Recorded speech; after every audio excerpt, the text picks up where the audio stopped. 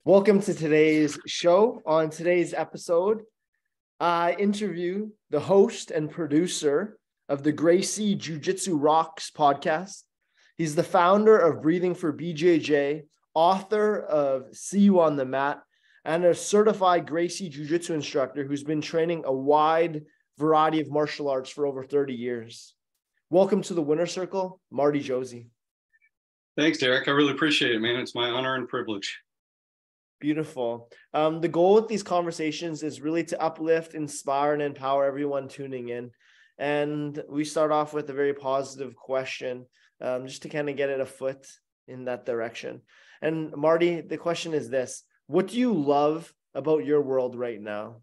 Not the world out there, but your personal world. In my personal world, I love, well, what I love and what I'm grateful for always go hand in hand. So I'll just say I'm most grateful for a couple of things. My health, I never take that for granted. You know, without your health, you don't have a whole lot. So I always strive to try to be the best I can in that arena and take care of myself. And the opportunity that we have. I mean, it's literally one of the best times to be alive, even with a lot of chaos in the world and challenges and stresses. There's a lot of opportunity to show love, to succeed, to impact people all around you. So I'm grateful for that. And also for being a parent. I have a 17-year-old son and a 14-year-old daughter. Was a little older when I started having kids, and I can say without a doubt, it is the number one hardest thing I've ever done in my life, and also the most gratifying. So it's like a type of love that's on par with nothing else. So those are the things that come right to mind that are great about my world right now.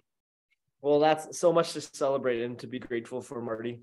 One question that I asked every guest at the start of the conversation to really get to know them is their mission. And you wear a lot of hats, as I read in the intro, and then that we're going to learn even more about. There's a lot of things that you do, but in everything that you do, whether that be as an author, a martial arts practitioner, a host, a producer, a coach, a father, what is your overarching mission that guides you in everything? My overall mission is really to live the best and most fullest life that I can live, to leave it all on the table, or leave it all on the mat, if you will, you know, not to play small, not to have regrets, to constantly push myself a little more out of my comfort zone and strive for success and hopefully impact some others along the way. I'd like to say it's non-selfish and it's all about others, but it's not. But I do, that's always in the foreground, that I hope my life is impactful to others. But to do so, I feel like I've got to be the best version of me that I can be, and always striving to be better and to do more, to achieve my full potential. It's really interesting, and I'm excited to delve more into this a bit deeper. But before we do, this podcast is called Welcome to the Winner Circle. And to me, a winner means someone going for their win.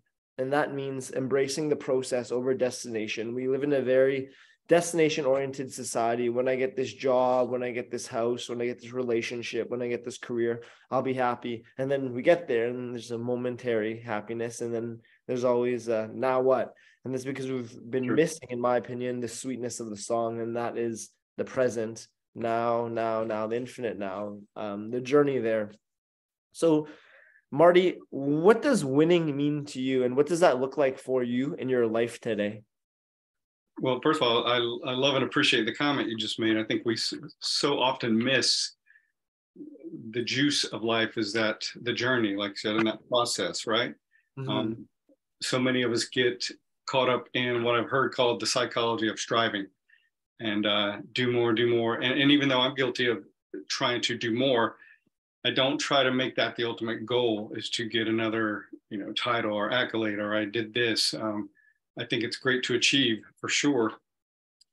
And I'll go back to why I think that's important for me. But I don't think the destination is at all the thing that should be at the front and center and should have the most meaning. the goals are great to set because they give you a direction and set your mind in motion, as opposed to just kind of floundering around hoping for the best. However, like you said, when you reach a goal, you're always like, what now? I mean, I did it and I feel good for a moment, but it's always what you become, how you grow as a person. That is really the beauty of setting goals or trying to achieve anything. It's that process that makes us become everything we can be. So the more we're aware of that and tap into that and fully associate to that along the way, the better we're going to be, the more meaningful our lives are going to be, and the more impactful. So, And so what does winning look like for you in your life today? So what does a typical life, day in the life of Marty Josey look like? A day in the life. So I'm very structured because it works for me. I wasn't always. I used to be all over the place. And I still allow myself to be spontaneous. I'm not like rigid, but I definitely do better with structure. So I generally plan out, my week, not down to the minute or anything, but have a good idea, and then my days. So I start out always with a daily routine, and that morning routine consists of breathing exercises, mobility. I call it kind of greasing the gears. As I get older, mobility is so important.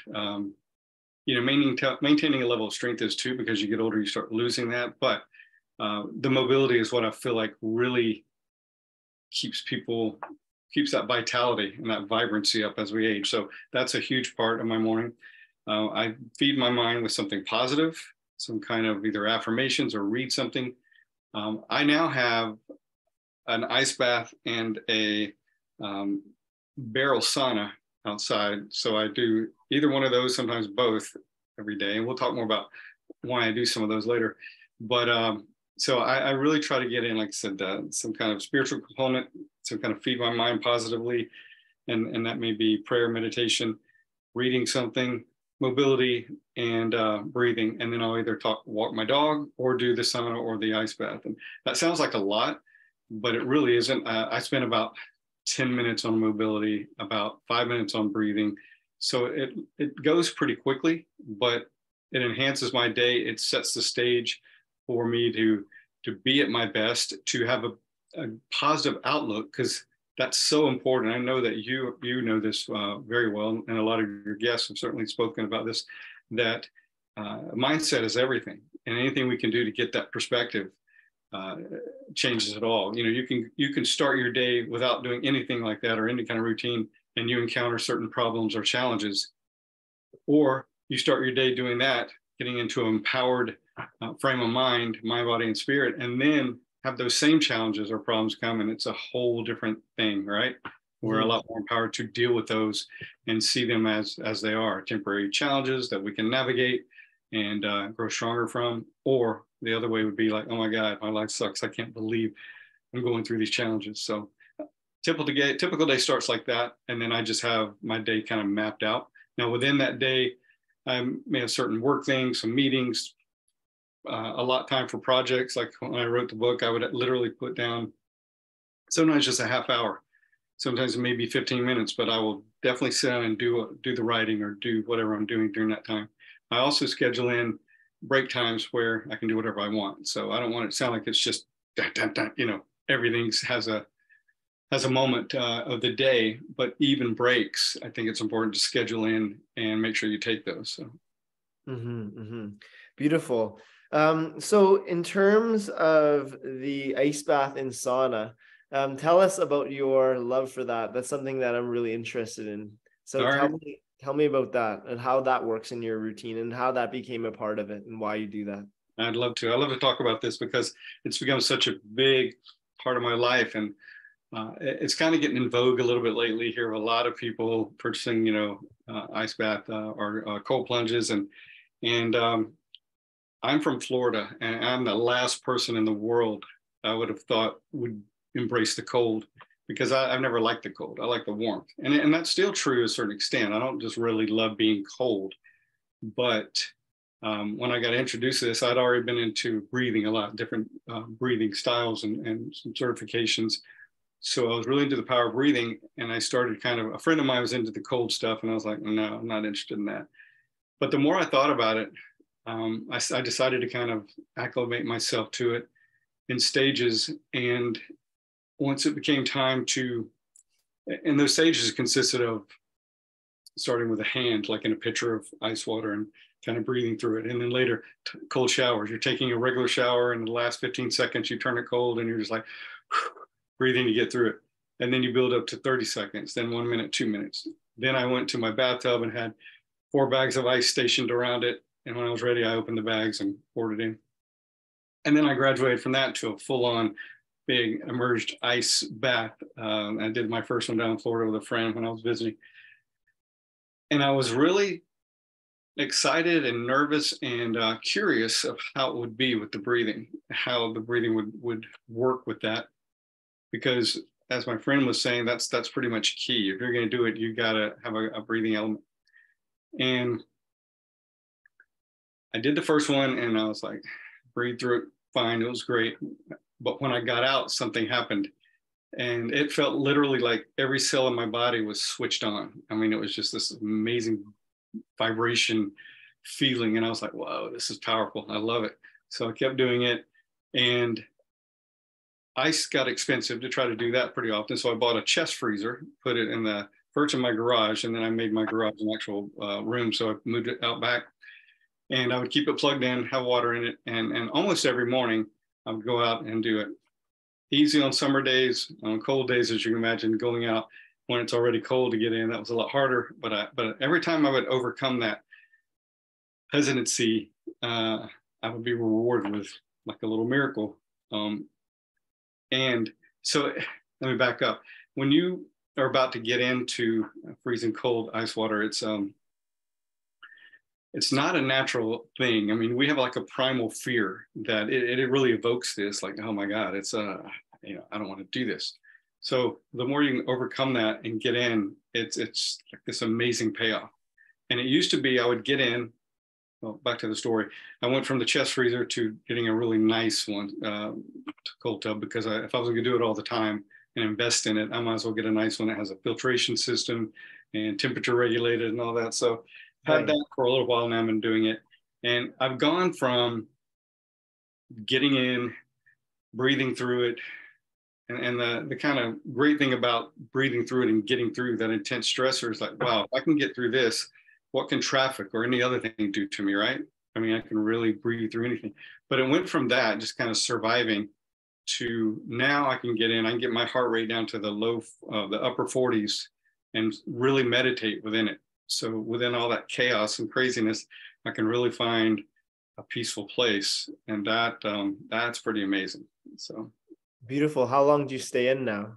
it may be only 2 minutes. It may be about 4. The longest I ever do is 5, but normally 2. And I'll do 1 to 3 rounds. Sometimes it's just 1 round, and I feel like that's enough for the day. And other times I'll have a little longer, want to do more, and I'll do 2 or 3 rounds. So amazing. I find that more and always better. You know, if you're going for the feeling and the effect physiologically of what this does, a little bit goes a long way. So yeah. Mm-hmm. And before you got into the ice bath, there's always breath. I feel the breath is the foundation of everything. Yeah. And you are a certified breath instructor. You're a certified instructor in the Oxygen Advantage System. You've done the Wim Hof Method program, and you trained under Belissa Vernich, author of Breathe and the founder of the Breathing Class. So let's dive into the story of breath. What got you fascinated with breath, and what have you learned that you'd like to share? I love breath. You know, I'm passionate about it. It's so underrated because, as you probably know, people say, if I don't think about it, I still breathe. It's not something you have to focus on, right? But that doesn't near tell the story, because when you learn to breathe efficiently and effectively, it's such a powerful thing. And that can be powerful in a lot of ways. It can generate a lot of energy when you need it, or, and a lot of people don't realize that part, the performance you need for martial arts or running or whatever it may be, you can really generate a lot of power. And then the flip side, which more people are more aware of, is you can really relax and calm your nervous system. And we're all overstressed in this society. We're always on overdrive, at least from one to one extent or another, right? So I kind of compare it to, we have one foot on the gas and one on the brake, and we're constantly just going. So breathing just allows you to really influence your nervous system, whether you want to really calm or whether you want to speed up. And I was a stress management counselor and a massage therapist years ago. The stress management counselor was for Duke University Medical Systems, cardiac rehab and wellness. And so I had learned some breathing on that, and it was more towards the, parasympathetic, let's relax and calm down. It's great for your heart, great for your stress. Totally, totally powerful and great. But I wasn't aware of kind of the performance side of it until I, through my podcast, interviewed someone who had worked with Dr. Belisa and talked about how that aspect of it is really powerful. So when I got working with her and went through her certification, it's more of a biomechanical approach. So before you get into like the cadences of inhale for 4, exhale for 6, things like that, you have to learn to, hers is more of a workout for your breathing muscles. So you really work your diaphragm, your intercostals, your obliques. It's an actual workout, and it feels like a workout. But that took me a long way in controlling my breathing, into breathing with jiu-jitsu and things like that. So performance-based, that really took that to another level. And then from there, I went to the oxygen advantage, which is a lot more about, the philosophy there is we're all overbreathers. It's a lot like the Russian methods. And it's, we all breathe too shallow and too fast and too much, taking way too many breaths so it's about slowing down, taking really good quality breaths and being really aware of that throughout the day. So then I went to Wim Hof. I didn't like the Wim Hof, the breathing part of the Wim Hof at first, because I was so, with Dr. Belisa, it's always about, are you breathing horizontally or getting taller as you breathe in vertically? And you don't want to use your neck and shoulders, so it's all about expanding out and then in. So Wim's doesn't worry too much about if you're vertical or horizontal. It's more just about the gas exchange and the power breathing, and then breath retentions and what happens with the gas exchange. So that one I actually felt the power of more than the others. Although, like I said, I didn't embrace that one as much. It was more about the cold with Wim Hof. But I find myself doing that breathing more consistently than all the others, at least starting my day. And it actually just really energizes you. And then if I do a break later on, I'll do just more of a kind of a let's relax kind of thing. Does that make sense? I was kind of rambly, but yeah, no. So with the Wim Hof, like that's breathing you mostly do in the mornings, and that's all the way in, not all the way out, all the way in, not all the way out. Is that what you do?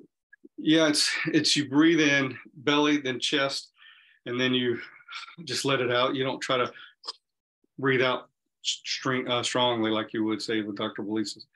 And this isn't about how you're breathing all the time. These are kind of doing your breathing, your breath work practice. Kind of like if you wanted to strengthen a bicep, you may have a dumbbell, and you would work out, but you wouldn't carry the dumbbell around all day, right? So it's not about the O2 advantage, and Dr. Belisa's and Wim's have a component, of course, of how we breathe all the time. They have these specific kind of workout ways of doing it. So his is more not so much the strong exhale. It's more about the inhale, and then letting the exhale kind of just happen. His gets a lot more into holding your breath at maybe you breathe 40 of these power breaths and then you let it out and hold it, which I hadn't done much of before getting into his. And yeah, but it's really interesting stuff. Really interesting stuff. Yeah, that's fascinating. And so Dr. Belisa, he it encourages horizontal breath. Yeah. Daily, that's like the regular breath is horizontal. Yes, the biomechanical way to breathe the best, as she calls it, most congruent way, is horizontal, and you're supposed to expand out. Now that starts with belly breathing, right? Yeah. And you inhale, your belly comes out, and you exhale, it comes in. But it goes from that to kind of in your gills, your ribs, and eventually you're focusing on going all the way around. So out, in. And it takes a little while to do, but once you do, you can tell. Like I can take a breath right now and I'll feel it all the way around my torso, and it just feels so effective and efficient. Whereas if you're like up in here, and so when you start getting a little winded because you've done something, and you breathe from down here, it helps you recover so much faster. Yeah, that's beautiful. So you've been so passionate about learning about breath. You've taken all these courses, you put in the work, and then now you founded Breathing for BJJ. So, which combined your love of martial arts and your love of breath. So tell me a bit more about that, Breathing for BJJ. Love to, but let me go back real quick to say something about WIMS. WIMS isn't a let's tap into parasympathetic and relax. Now it doesn't mean you can't relax within his stuff, but when you're doing his kind of protocol and his workout, it actually increases adrenaline and norepinephrine a lot. So you might ask yourself, why do we want to evoke the stress response if we're talking?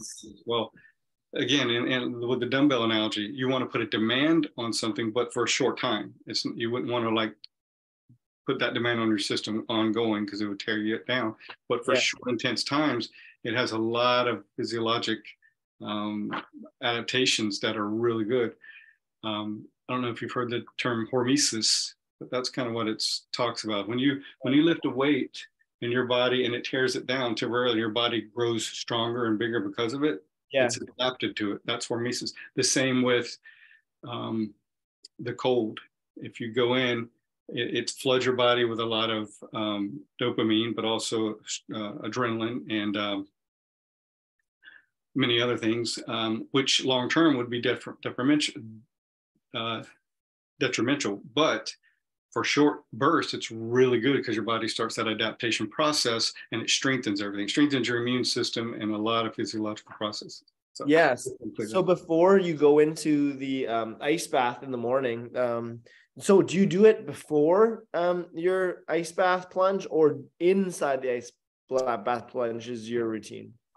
I'll either do it before or at a different time, but I don't do it inside and during the ice bath. When I get to the ice bath, it has enough. So the power breathing of Wim Hof and the ice bath kind of do very similar things. They stress your system and flood your body with a lot of stress hormones, and you start adapting. But if you do it kind of at the same time, it's a little much. So I'll do it before, or I'll do it at a completely other time. But once I get into the ice bath, I'll take some nice deep breaths before I get in the ice bath, just a few, and get myself kind of psyched. And when I get in, I'll actually hold my breath just getting in. And that's because if you don't, you do martial arts, right?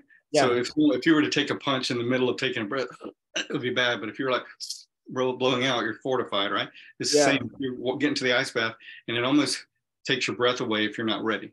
But if you hold your breath for a second, and then once you get I go into the neck, then I start just slowly. That's when I start slowly breathing, and instead of trying to fight through it, I start surrendering. The whole key is I'm not fighting this, I'm surrendering to it. And that's how I can get into such a peaceful place with it. Beautiful. And so do you hold the breath on the inhale when you go into the ice water, or you're holding it on an empty, on an exhale as you enter? It doesn't really matter, I don't think, because I'm just holding it for 5 seconds. Okay. Just to get in and get situated. Mm-hmm. And then I'm starting the breathing on my terms instead of it because if the cold's going to make you. Yeah, so. I'm getting more and more into these ice baths. So I'm really appreciative of the tips. So now, let's get into. Once you start doing it, you really will enjoy it. You get such a empowered feeling from it. And just, like I said, it feels like somebody flips the switch on all your cells. You get out and you're like, oh my God, this was amazing. I'm just starting. Well, let's talk about breathing for BJJ, and then I'm going to tell you about this new thing related to it too. Okay. So I had gone through Dr. Belisa's course and I'm into jiu-jitsu, and I was like, it's a no-brainer. I've got to combine the two. So I immediately I took her kind of foundational work, which is strengthening the breathing muscles and doing a workout. And then I recruited some other top jiu-jitsu people, and they each did like a 1-day segment or one lesson segment, because it's a 31-day program. And part of it was just building the base, and then part of it was learning to regulate your breathing while you're doing the activity and how to recuperate faster. And then and recuperation may mean like the days you're not training or between rounds if you're doing rounds. Either one applies. And then part of it was learning to breathe in very smothering or difficult positions. Like if you're lying down and somebody's on you and you can't breathe, you learn to make a pocket here on the side because you can't breathe outward here because it's being smothered. So just learning how to breathe in different areas, and also just, you know, staying calm while things are rough. So important. Huh? That's so important. It really is. And it's empowering because you feel like, wow, I don't have to panic. I can stay calm no matter what. And I used to go to different schools when I visit, and I would be like, and just to let you know, with my jiu-jitsu, I'm very playful. I'm very chill. I'm not like, you know, trying to be some, you know. But I would go visiting somewhere and I'd find the biggest guy I could find. I'd say, hey, do me a favor. I just want you to lay on me and just try to smother me as much as you can. And I would make a little pocket and be able to breathe. And so I was like, thank you. And that just reinforced everything that I was learning and coming up with, you know, developing, because it seemed to work a lot. So that's powerful. Yeah. So for the BJJ practitioners listening, I myself am a black belt. I think you're a brown belt, unless you got brown belt 2 stripe right now, my friend. Amazing. So what's some advice you'd have, just some basic advice, breathing advice for the BJJ practitioner? Well, first, to focus on your breathing, because if you don't, anytime you get under stress, whether you're on the mat or just in life, we tend to hold our breath. It's just kind of just a natural kind of protective thing. So starting out with just being aware. And I started doing some kind of flow rolling, some fun rolling, where it didn't matter if you're winning or losing, doesn't matter if, you know, someone starts to get you in something. The thing was just to move slowly, and you're focusing on your breathing the whole time.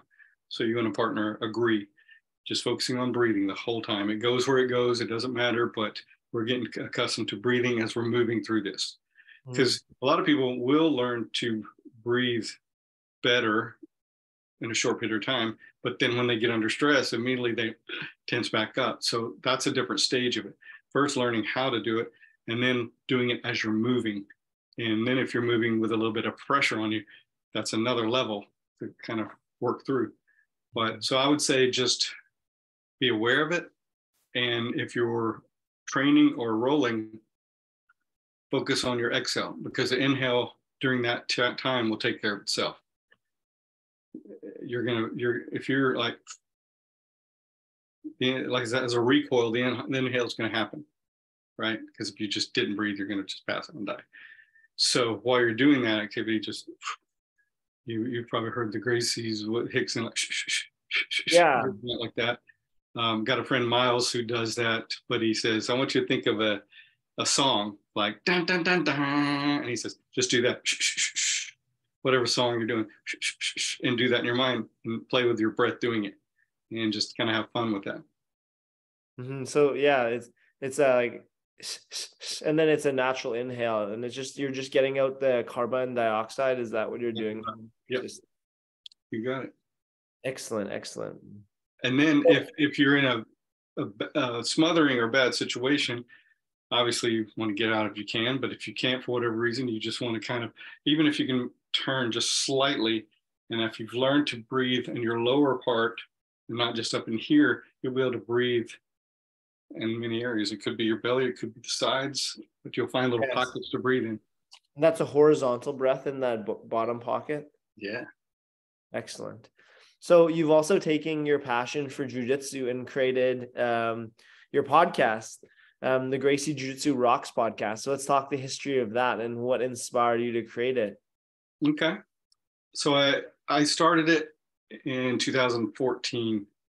And at the time, there weren't a lot of jiu-jitsu podcasts, believe it or not. There were a couple of the two, you know, the really well-known ones, the big ones. But as far as everyday kind of podcasts, there weren't a whole lot of them. Now, since then, it's exploded, literally, you know, new ones out every day. But my goal was to just kind of keep the jiu-jitsu brotherhood going, spread the word about jiu-jitsu, talk about jiu-jitsu, because I'm passionate about it. I'm sure you are. So when I'm not doing it, I'm probably thinking about it, or doing something related. So I started interviewing some people that I knew, and I worked up to some of the bigger names. I think I got Master Horler, Gracie on relatively soon. And then it just kind of snowballed from there. I've been fortunate to have a lot of really high level practitioners and instructors. Oh yeah. And, yeah, so I've gotten to meet people that I probably never would have just through the podcast. And it's been amazing. Mm-hmm. And through how many episodes have you recorded now? Just did my 153rd. Beautiful. Congratulations. Thanks. I started out doing it about every 2 weeks. I never could do it weekly or more than once a week like some people. So it averaged about every other week. And this last year and a half, it slowed down to probably one a month. It's just I've had so much going on. So I'm still doing it, but not quite as often. So yeah. So amongst all the 153 guests you've interviewed, what were the commonalities amongst them all? Because I'm sure there are. That's a great question, because there's been a lot of different kind of practitioners, but I think the commonality was their love for jiu-jitsu, their belief in jiu-jitsu as a vehicle for growth way beyond the mat. That yeah, it's great for the mat. It's great for a sport if you're into the sport. It's great for self-defense. But just like you were saying before, not the destination, but the process, it really helps you become such a better person. And that's what I love about it as well. Mm-hmm. That's amazing. So now let's talk about your journey as a martial artist. You've been training for over 30 years. Let's trace this back to the origins of that story. I wrestled 1 year in high school and finally found something I really loved, because I was too small for to do much in football. And I didn't think of wrestling as a martial art. I do now, but I didn't know its value at the time, but I know I loved it. Then they cut the program out my senior year. So I found something I loved, and then they scratched it. Then I got interested in karate. Most of the things you would see out in the movies and stuff were karate and kung fu. So I started with some Shorin-ryu years ago, Okinawan. Did some Taekwondo. Well, actually got into Kempo after that. Did Kempo for many years. And lived in Japan for a little while.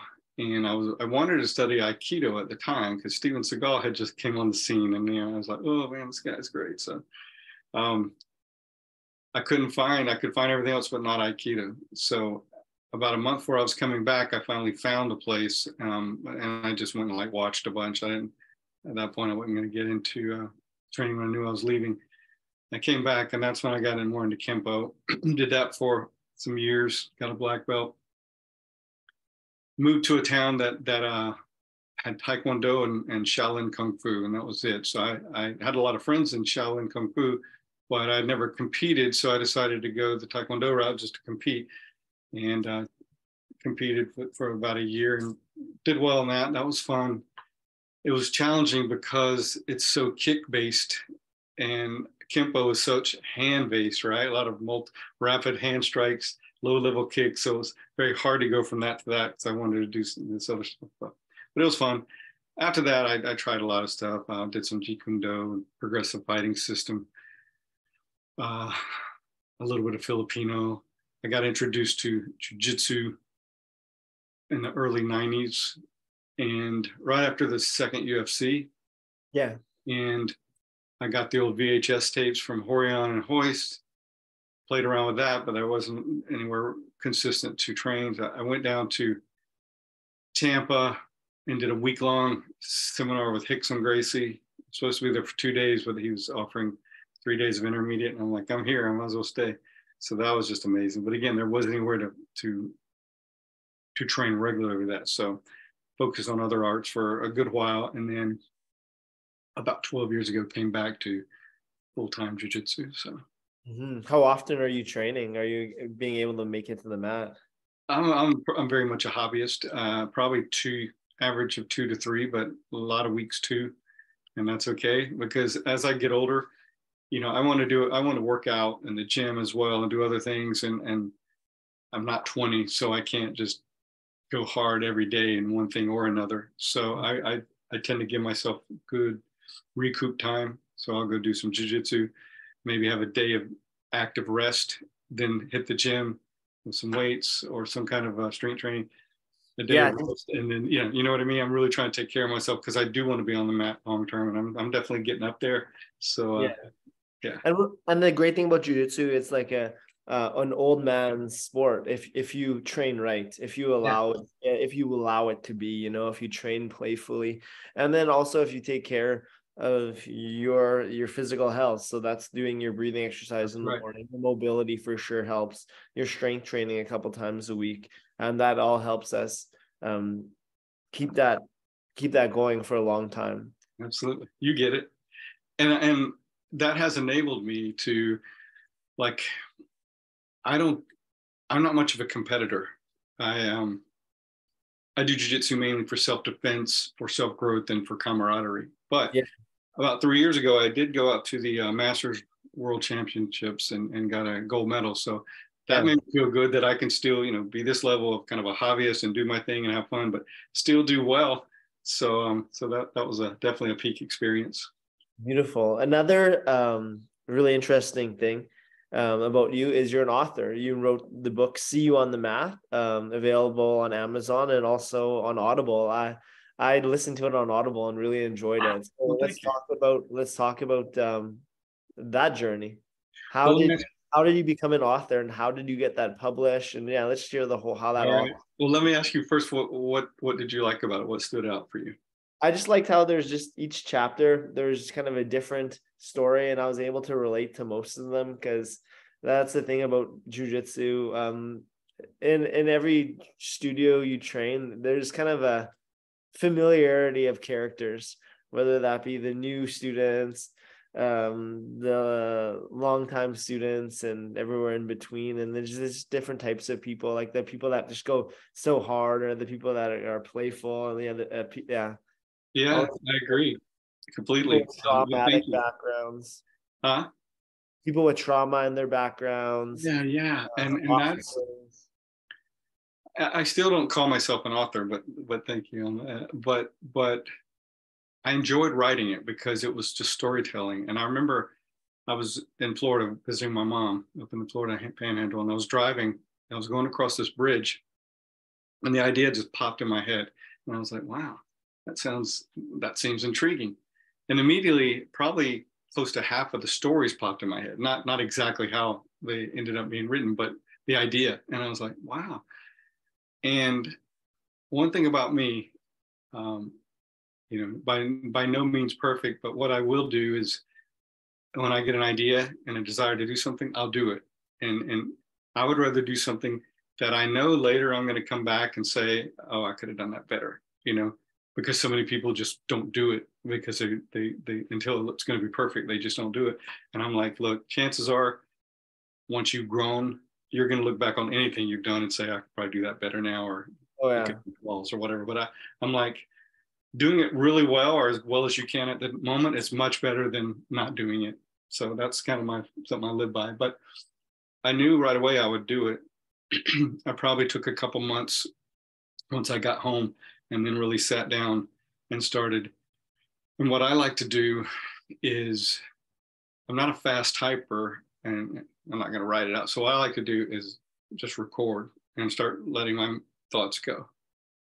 And I'll do it. You can even do it on iPhone, just put notes, right? Yeah. Start recording and I'll do that. And then, of course, it doesn't do it perfectly. So you're going to have to clean it up. So then I'll email that one to myself or text it to myself and then put it into a document and start cleaning it up. But that's such an easier process to me than trying to type it and think as you go and all that. So I just, I just picked each story and one by one told a story. And some of these were there's a lot of elements of realism in all of them. Some of them are based on something I had heard, or part of it was. Some of it was totally my imagination, but it was still based on something that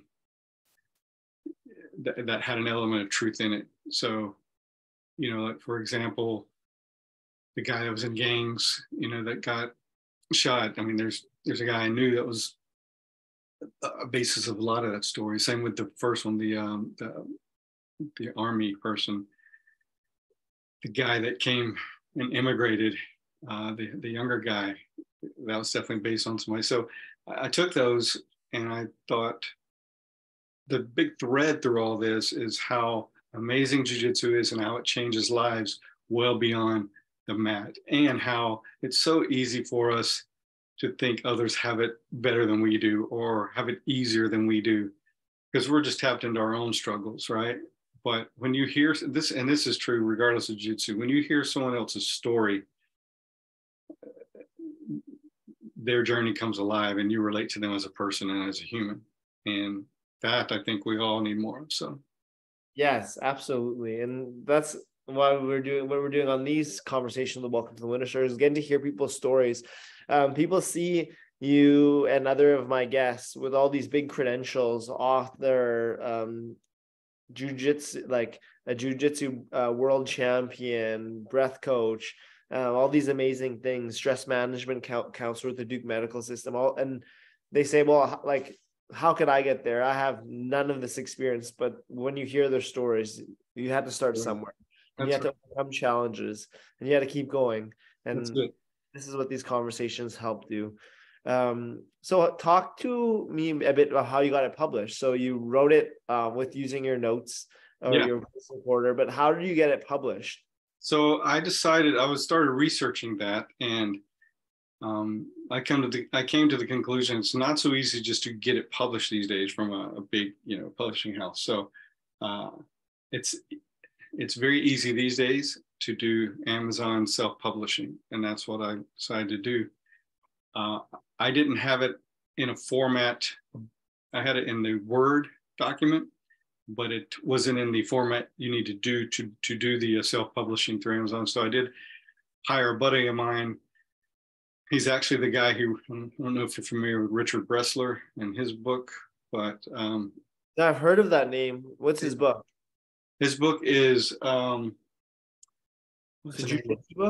Yeah. Well, he was Horion Gracie's first full-time student back in the 70s.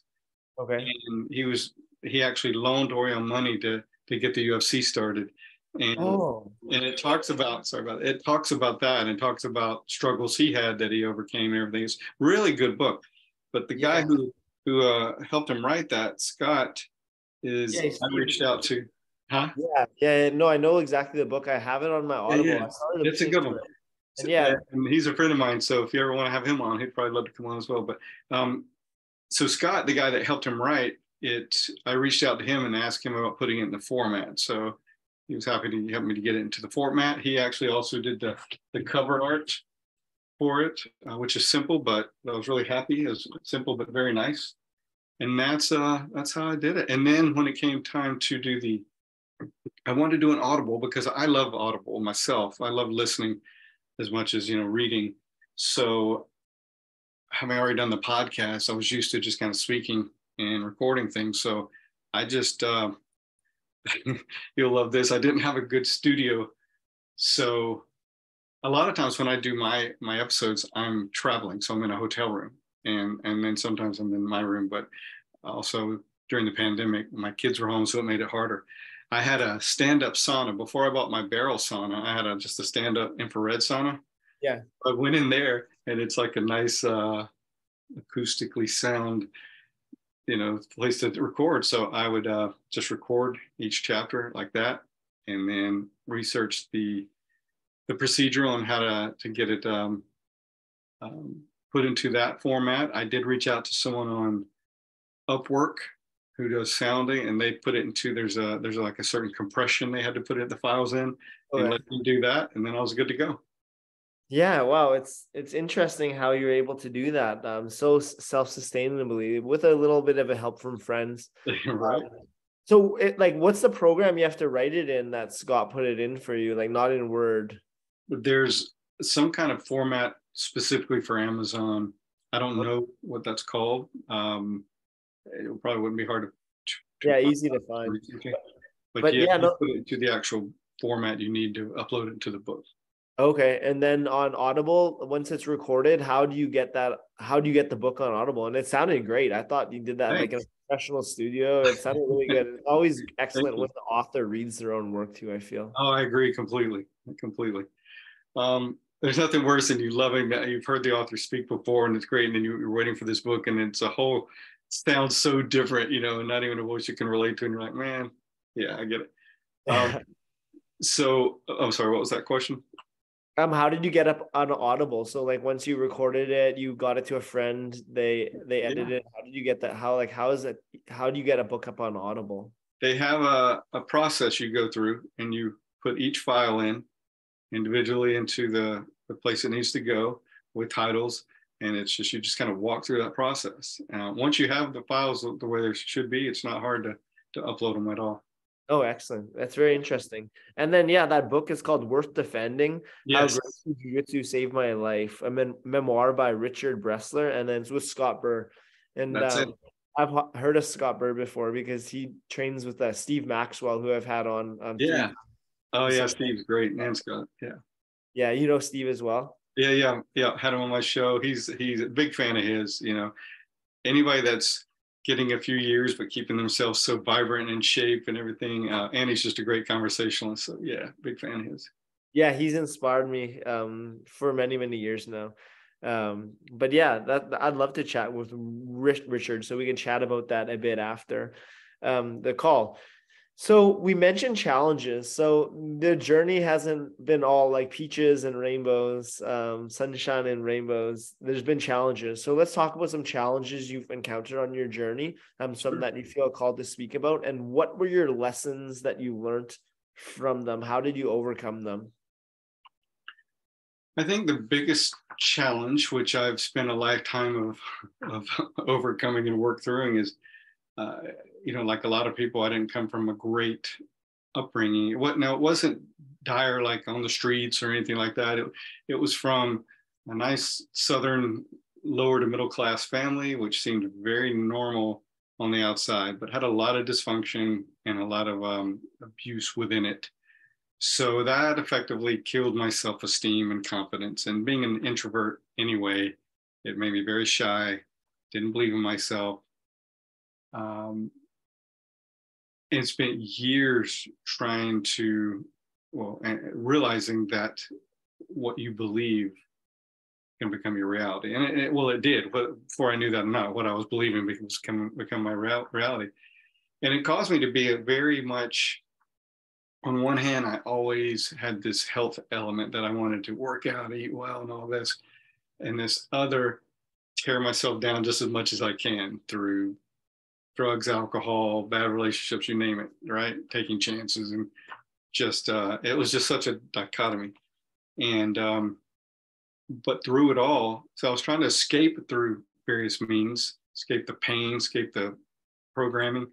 But on the other hand, I thrived to be better and to achieve more and feel more.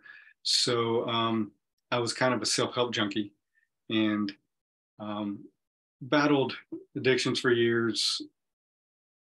And as I grew through it, and the more I would just consistently feed my mind with good stuff, therapy doesn't hurt at all as well. And just staying consistent with trying to, if you grow 2% a year in your belief in yourself, then over 10 years, that's accumulating more. And so in 20 years, it's even more. So it didn't happen overnight. But as I learned to believe in myself and not have to feel like I had to be perfect or have all the answers or, wrestle with imposter syndrome like a lot of us have, um, I've gotten to a place where I'm very comfortable with myself, and I don't have to be perfect. I don't have to produce something that's perfect, but I do think I produce things with great quality that can help others. And my motivation is to help others through it.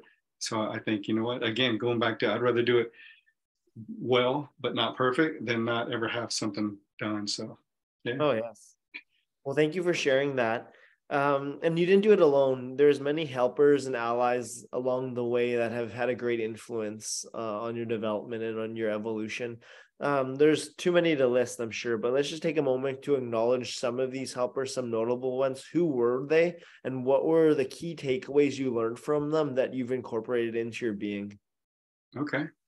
My mom comes to mind first because my dad was very one way. My mom was always nurturing, and she probably went too far the other way to try to counterbalance it. But she was very nurturing and there for me, and showed me an example of a loving person and a sensitive, supportive person. So I needed that. My dad was an influence in that what I didn't want to be. And he was a very responsible person. Now, the more you know about them, again, going back to their story and how they got there, it's easier to give grace. But at the time, I just knew I didn't want to be very responsible and be like him. So I ran from all responsibility for years. Um, Various people,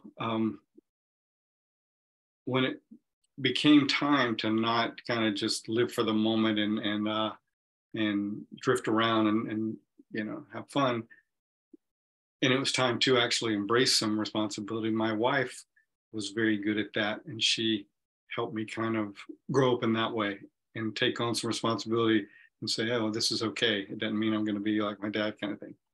So she was a big influence in that. My brother was a big influence. I'm trying to think of, there's been a lot of people. I know Tony Robbins has been a big influence. I love from the moment I got introduced to his material, it's had a huge impact for many years.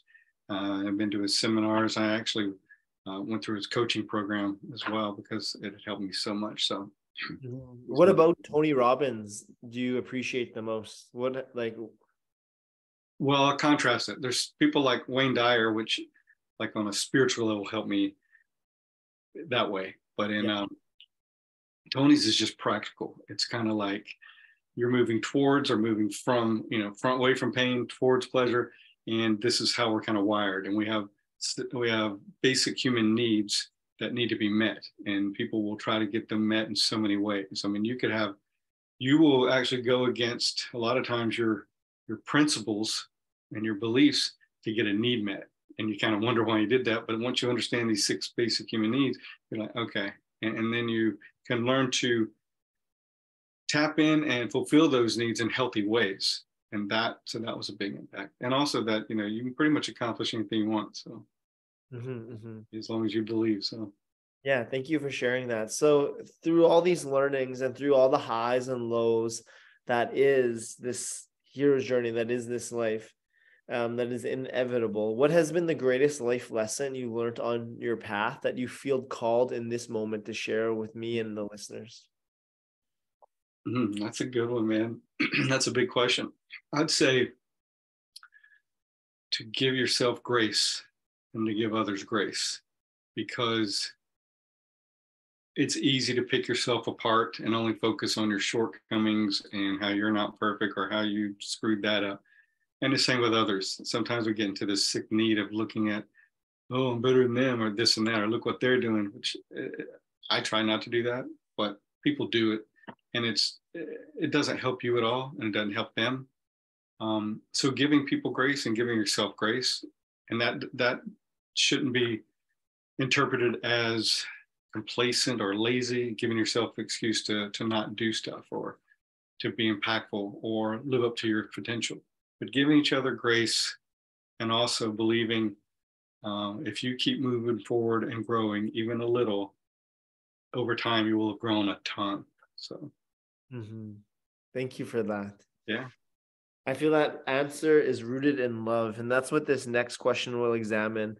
You've learned a lot about love. I'm sure a lot from your wife, your 17-year-old son, your 14-year-old daughter, and just life experience in general. And through that, your life experience, what have you learned about love? What does love mean to you? Love means rising above the minute by minute, day by day feelings and struggles you have, and love means commitment to maybe a person, an ideal, a path, but it's really it's a commitment, and it's that's a hard one to define. But I know you can't just call it a feeling, because feelings come and go, and we can all be fickle as far as our feelings. But when you commit to an ideal or a path or an impact you want to make, or a person in a relationship, um, that action is what love is, not a feeling. So maybe, yes. And maybe it's a bit of an embodiment as well. It's of being it. that's good. I like that. But what happens when resistance comes? Author Steven Pressfield, he describes resistance as that negative force in the world that keeps us from fulfilling our dreams. What are your strategies at overcoming resistance? That voice in your head that said, don't write that book, don't go train, don't step into that ice bath. How do you overcome resistance on the daily, and how do you advise others to do the same? All right.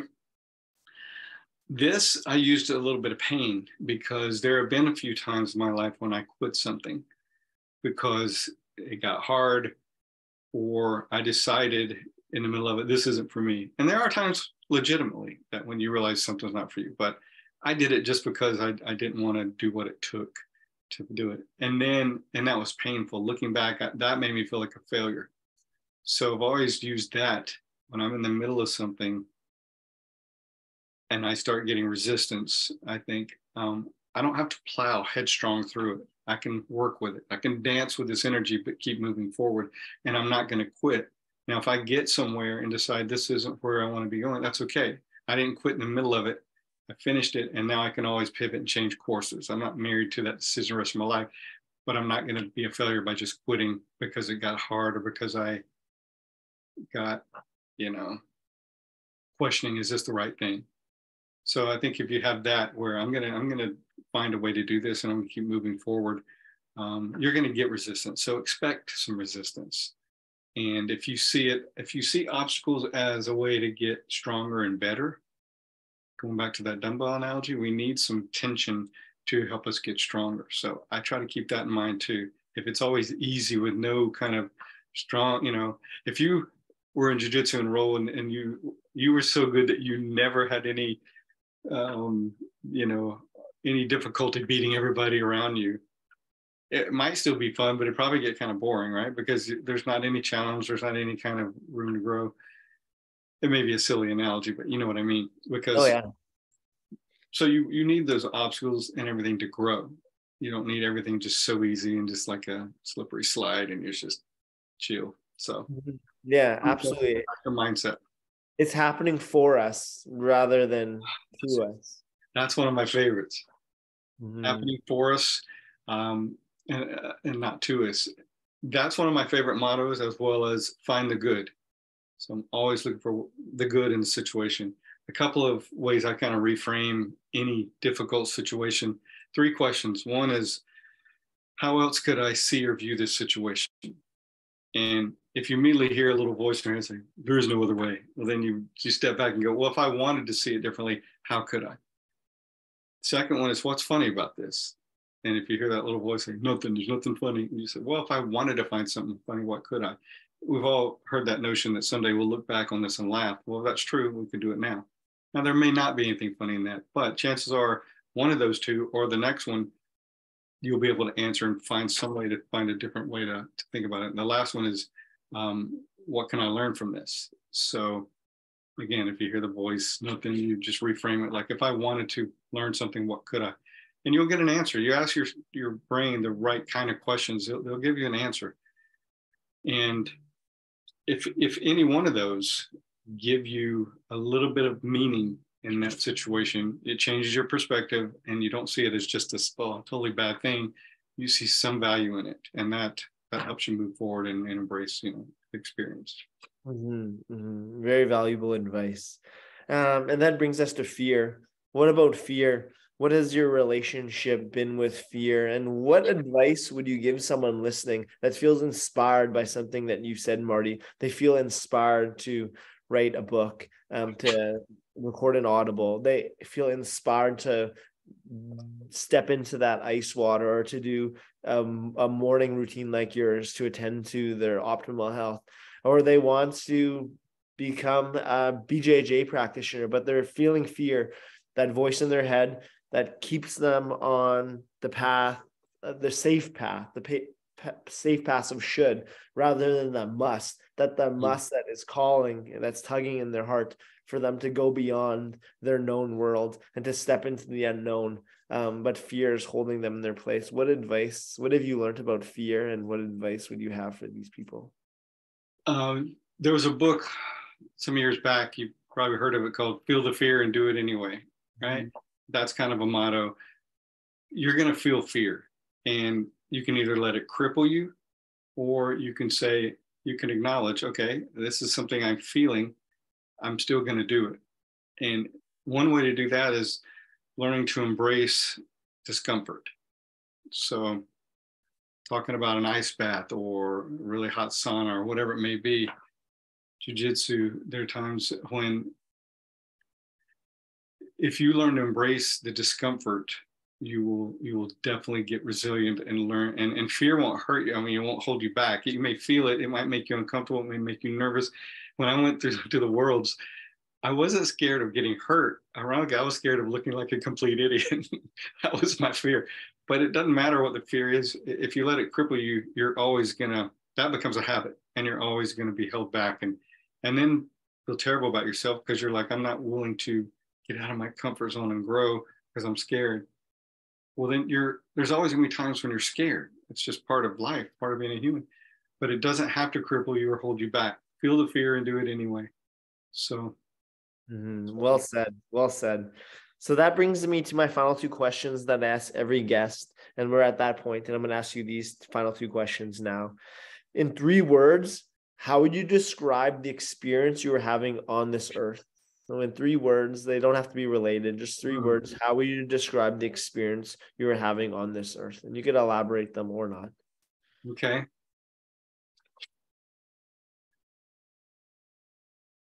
Growth, spirit, and grace. Growth, spirit, and grace. And those are some things you mentioned all throughout this conversation. I'm curious about spirit. What's that mean to you? Spirit, I mean, it can take a lot of forms, but I feel like we're spiritual beings, and that you could be talking about, traditional religion or something like that, or just nature, whatever it may be. There's spiritual element to us and to our world. And I think if you aren't tapped into that or deny that, you can have some great experiences, but they're never going to be the level that they could be. And you're never going to feel the interconnectedness to everything around you as you could be. So it's just an important part of being. Yeah, absolutely. I agree. And grace, how can we give ourselves grace? Well, I already spoke on it, just not being so hard on yourself or others, because that old adage of you never know what battle someone's fighting, right? Until you learn their story. So being aware of the impulse you may have at any given time where of making a judgment. And I'm not saying there's never a time to make a judgment, but don't make a quick judgment. If you're around someone enough that's a real jerk for a while, it's okay to think he's a jerk, But when the first time you see someone and they do something and you don't really know why, don't immediately assign that to them. Like they're just say, I don't know what's going on with them and I have no idea. But, so just give that grace. Don't immediately judge. Same with you. You're going to make mistakes. You're going to screw up. Try not to screw up as much. Try to learn from it and keep growing incrementally and in small amounts. But don't feel like you've got to be or do things perfectly to be great. Forgiveness and compassion are definitely 2 tools that help me give that grace to myself and others. Absolutely. The final question. We've played around with time and we examined your past. We examined your present. Now let's fast forward and let's visit you in the future. We're going to be alongside an 85-year-old Marty Josey. Who is this 85-year-old man? Where are you? Who are you surrounded by? And what is the legacy that you've left here on your time on this earth? Wow, what a great one. I honestly can't speak to who will be around me. I don't know, but I know that I really admire and am inspired by people that are older, way older, like 70s and 80s, that are still doing stuff, like people that run marathons or are on the mat or whatever it may be, because they didn't let that, aging can be conditioned too. If you look around, everybody that's around you when you get 70 or 80 are on 12 medications, and they don't ever get any exercise, or that, or feed their mind positive. They're conditioning themselves to age poorly. And that's kind of the norm in our culture. So I love examples that defy that. And, you can't always 100% control everything, things that happen to you and health, but I am very committed to being a vibrant, healthy human being as much as it's possible with me, well into my years, and still doing things, being on the mat. Obviously, I won't be on the same way as I am now, but I will be able to, it'll become even more important at that point to be giving back to others and sharing knowledge, and still being impactful. I don't know who's going to be around me. My kids will be grown up, and I'm very hopeful that we'll have a great relationship. Who knows when they grow up and move away? You never know. I still hope to be inspired by others and to be inspiring others. So in some way, I'll be doing that for sure, and still trying to grow.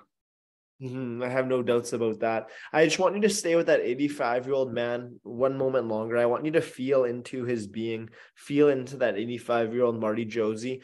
And I'm going to bring us back to the present day. And that 85-year-old Marty Josey, he whispers something in your ear. What does he say? He says, "Well done." Beautiful. Well, thank you so much for sharing your spirit, your light, your energy, your wisdom with me on this call. It's been a pleasure. For people wanting to connect with you more, they could find you on Instagram at Gracie Jiu-Jitsu Rocks podcast. They could also find you at Breathing for BJJ. You also have a website, GracieJiujitsuRocks.com, where they can check up on all your 153 episodes. That's right. And I'm about to launch, I'm working on my website now for something called the Intentional Chill. Okay. What is that? Intentional chill, meaning chill, relax, but also cold exposure. So that's going to be non-jiu-jitsu, but for lay people that want to learn more about breathing and about cold exposure, intentional cold exposure. And I'll be doing workshops, seminars, and also coaching for that as well. So amazing. Well, thank you so much for sharing this time with me. It's been a pleasure. To close every episode, we bring our fists together for a digital fist bump in the winner's circle, a choice we could all make. Thank you so much. Thanks, man. I really enjoyed it. I appreciate it. Beautiful. And that's today's call. Take care.